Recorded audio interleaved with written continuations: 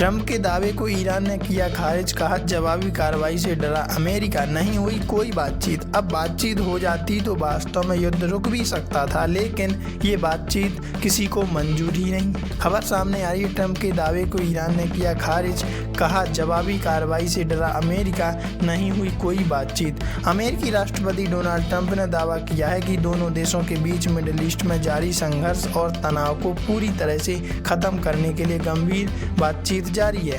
America के राष्ट्रपति Donald Trump के बातचीत के दावे पर ईरान का बड़ा बयान सामने आया है। तेहरान ने ट्रंप के दावे को खारिज करते हुए कहा कि उनके साथ कोई बातचीत नहीं हुई। ईरान के Islamic revolutionary guard corps IRGC से संबंध मीडिया का कहना है कि ट्रंप के साथ कोई बातचीत नहीं हुई और उनका दावा है कि ट्रंप ने ईरान की जवाबी कार्रवाई के डर से अपना रुख बदल लिया। IRGC की ओर से कहा गया कि ईरान की प्रतिक्रिया के डर से डोनाल्ड ट्रंप ने अपना 48 घंटे का अल्टीमेटम वापस ले लिया। ट्रंप और अमेरिका ने पीछे हटाए कदम, इब्राहिम रजाई।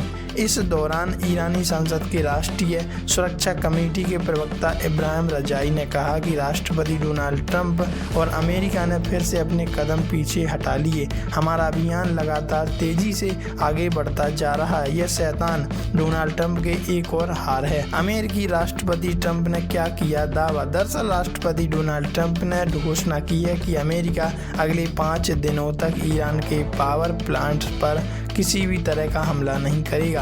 उन्होंने दावा किया कि अमेरिका और ईरान के बीच काफ़ी सकारात्मक और उत्पादक बातचीत हुई, जिसके बाद उन्होंने पेंटागन से ईरानी पावर प्लांट और ऊर्जा ढांचों के खिलाफ किसी भी सैन्य हमले को टालने का आदेश दिया है। उन्होंने यह भी दावा किया कि दोनों देशों के बीच मिडिल ईस्ट में जारी संघर्ष और तनाव को पूरी तरह से खत्म करने के लिए गंभीर बातचीत जारी है।